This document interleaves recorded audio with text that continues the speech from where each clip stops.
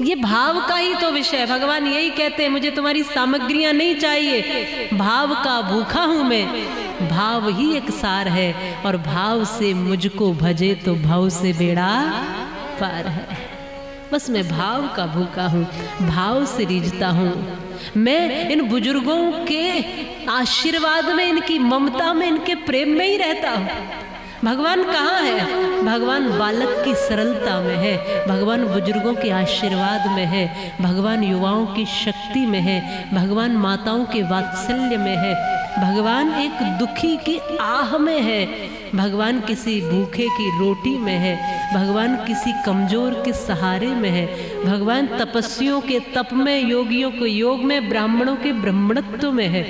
भगवान गहराई में भी और ऊंचाई में भी हर दिशा में समाया है, कण कण में समाया। यहाँ बैठे हुए सब में भोलेनाथ ही विराजे हैं। एक बार दर्शन करके देखिए तो। नामदेव एक महाराष्ट्र के संत हुए हैं, मैं कई बार कहती हूँ। उन्होंने अपने हाथों से रोटियां बना के रखी थी और एक कुत्ता आया, उसने मुंह में रोटियां दबाई और रोटियों को लेके भागने लगा। तो नामदेव भी उसके पीछे पीछे दौड़ रहे थे। इसलिए नहीं कि डंडा लेकर दौड़े कि रोटियां छोड़, इसलिए दौड़ रहे थे कि घी का कटोरा पीछे लिया हाथ में और कहते कहते जा रहे, रुक जाओ भगवान, रूखी तो न खा। कुत्ता तो रोटियां लेकर भाग रहा है, पर ये डंडा लेकर उसके पीछे नहीं भागे, ये घी का कटोरा लिए उसके पीछे पीछे दौड़ रहे हैं। अरे प्रभु रुक जाओ, रोटी रूखी सूखी तो न खाओ, तुमने शकल बनाई कैसी स्वान की और मुझे ओढ़नी उड़ा दी इंसान की।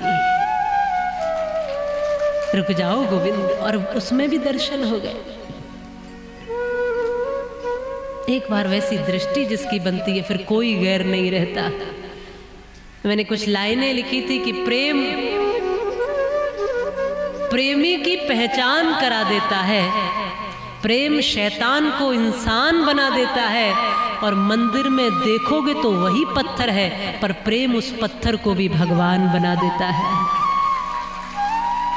प्रेम भटके हुए को राह दिखा देता है, प्रेम बिछुड़े हुए दिलों को मिला देता है। और प्रेम है तो हमें महलों की क्या जरूरत है, प्रेम तो कुटिया में भी फूल खिला देता है। वैसा बनाइए। ज्यादातर लोग बड़े बड़े मकान बनाने पर पूरा ध्यान देते हैं, पर मैं निवेदन करती हूँ कि मकान नहीं, अब घर बनाने की तैयारियां करिए। जिस घर में प्रेम है, वात्सल्य है, करुणा है, ममता है, एक दूसरे के प्रति सौहार्द है, अपनापन है, ऐसा घर बनाइए। मकान तो बहुत लोगों के पास होते हैं बड़े बड़े, अगर किसी ने ज्यादा ईंट पत्थर लगा दिए तो वो अमीर नहीं हो जाता। क्या फर्क पड़ता है? इसलिए अब आओ इस कथा से ऐसा सीखो कि अपने रिश्तों को प्रेम युक्त जोड़ते हुए अब मकानों से घर की तरफ चलते हैं। जिस घर में हमारे बुजुर्गों का आशीर्वाद होगा, जिस घर में बालकों में संस्कार होंगे, जिस घर में माताएं प्रसन्न रहेंगी, जिस घर में भगवान की चर्चा होगी, भगवान की भक्ति होगी, जिस घर की रसोई से सुगंधी आएगी, कभी मांसाहार इत्यादि की दुर्गंधी नहीं आएगी, जिस घर में चहुओर आनंद होगा, प्रेम होगा, कोना कोना मेरा घर का मंदिर होगा, कुछ ऐसा बनाने का प्रयास करते हैं। फिर देखो हमारे यहाँ माताएं गाया करती थी कि घर में ही मंदिर बनाऊंगी, कहीं बाहर ना जाऊंगी। और कैसा मंदिर बनाऊंगी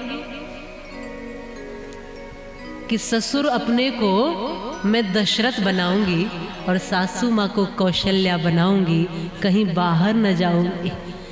और पति अपने को श्री राम बनाऊंगी और खुद सीता बन जाऊंगी, कहीं बाहर न जाऊंगी। घर में ही मंदिर बनाऊंगी, माने घर को ही मंदिर बनाऊंगी।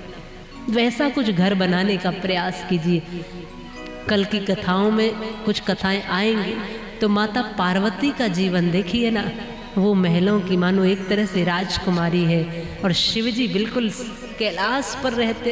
कोई सुविधा और साधन शिवजी के पास है क्या? कुछ नहीं है। फिर भी माता पार्वती आनंद से रहती है। क्यों? क्योंकि प्रेम है वहां पर। प्रेम को आगे रखिए, साधनों को आगे मत रखिए रिश्तों में।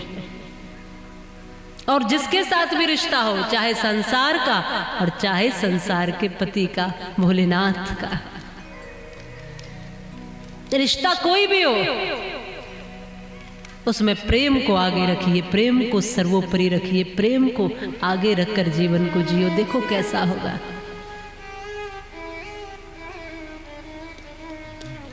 एक सुंदर भाव आता है, भगवान